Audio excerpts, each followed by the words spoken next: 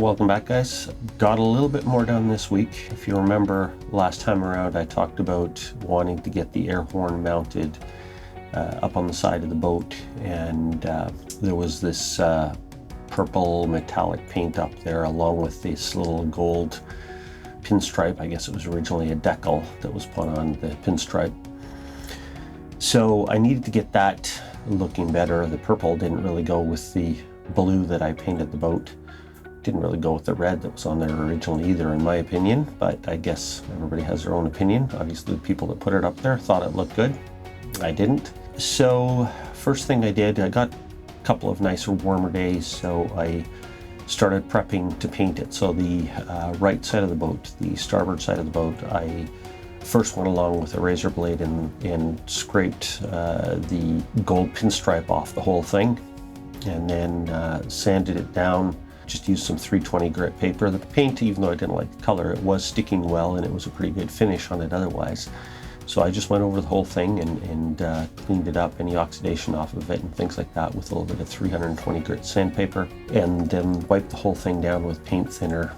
Masked out the hardware. There's a few things that I took off, but most of it wasn't leaking. So I just masked it all and then gave it a paint job. For the painting itself, I used the Interlux Brightside polyurethane. It says at 1 part polyurethane that I thinned down a little bit with some of their 333 brushing liquid, I believe they call it. It's basically a thinner that slightly increases the dry time and helps the paint flow a little bit better, so that if you're using a brush or a roller, you can get a better finish with it, and it gives you a little more time to get any imperfections out. I showed this in an earlier video how I painted the boat, how I painted my smaller boat, and how I painted the lower part of the hull on this boat as well, using those small, those little medium density foam rollers you can get at almost any hardware store. If you're watching on a computer, I'm going to put a link up here to my previous video when I show the painting and a little bit more of the procedure. I just use a brush around the edges first and then use this foam roller, and you go over the area to get the paint on in a couple of directions with the roller. Leave it for a little bit. As the little bubbles start to show up in the paint, you let the roller start to get a little bit tacky as you're putting more paint on, and then you can basically roll over it lightly with the roller to break the bubbles, and it flows out into a really nice shiny finish. The trick is to make sure the paint is thin enough, so using enough thinner so that it's not a very thick paint, and also to make sure that you put a very light coat of paint on each time so that it doesn't run and that it can flow properly. Anyway, take a look at my other video where I talk about this a little bit more. This one, I didn't actually shoot any video of the painting procedure because it was all around hardware. It was awkward. It was at the top of the boat. Didn't really know where to put the camera, and just didn't really work out. Anyway, what I did was the starboard side of the boat, the right side of the boat, I gave the whole thing, as well as partway onto the deck where I could reach. I gave it a coat of paint up till about the last 2 or 3 feet of the back of the boat. Then I let it dry overnight. The following day, I went over that new paint and lightly scuffed it with some 320 grit paper. And I also went down the other side of the boat and did the same thing to prep it to get it painted. And so then I gave the side I had already painted a second coat of paint, and then put a first coat of paint down the other side of the boat. By then the side I had 2 coats on was looking pretty good, so I was happy with that. So then yesterday morning, had another nice day. So I came out and put a second coat of paint on the one side that only had 1 coat so far. And then I also painted the remainder of the deck up at the top that I hadn't touched. And then I also put a coat of paint around the back of the boat. Around the back of the boat, there was a couple of vents originally on this boat that were air intakes for the engine compartment. And I'm putting different vents on there. There was also a couple of other screw holes from some other hardware that I no longer have on the boat. So what I did yesterday before I started painting was I mixed up some polyester resin with some of the Cabosil. It's this white powder that I buy in a bucket as a thickening agent, and use some of that to fill the screw holes.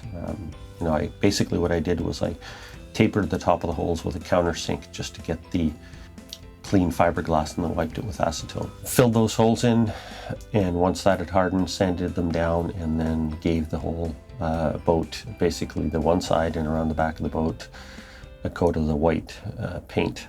I think it's looking pretty good. Some of the back of the boat still needs a second coat of paint, but I can get to that later. But the front part of the boat, other than one little bit right at the very bow, is all painted.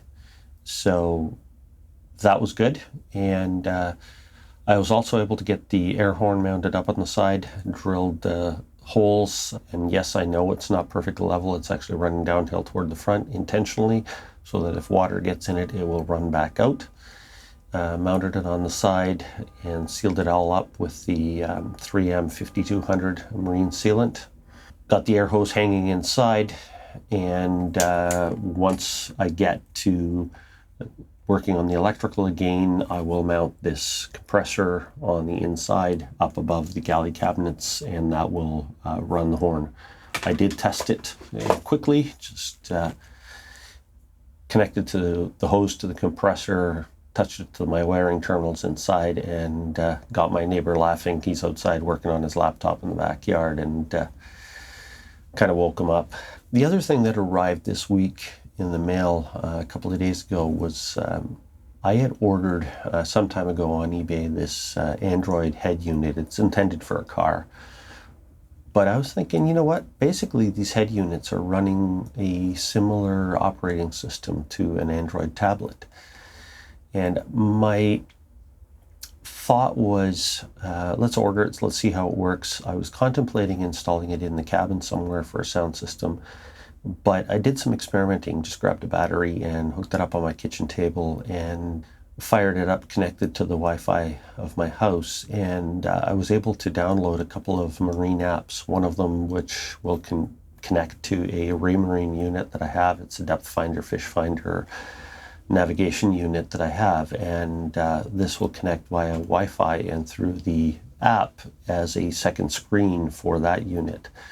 I was also able to install the Navionics app on it. So I'm thinking I might actually install this unit in my dash, because it'll work as a sound system, but also as a second screen on my dash for all kinds of different things. And really, for a very good price, it was, I don't know, $70 or something like that. So I don't know how well it'll work, but I figure it's worth a shot for that price. Got the apps working on it, and seems good. And on the home screen, where you would normally choose your GPS, your navigation in your car, I was able to map the Navionics app to that instead. So seems like it'll work just fine. Anyway, I think that's about it for this week. I got a little bit done, got the white paint up there, got the air horn mounted, got another toy to play with, and I think now I can get back to working on the wiring inside, because everything that's got to be mounted on the outside of the boat that has wires hanging to the inside is there. So now I can just kind of try to finish up wiring and then get the cabinets back together. So if you haven't subscribed, please subscribe, hit the like button. See you next time.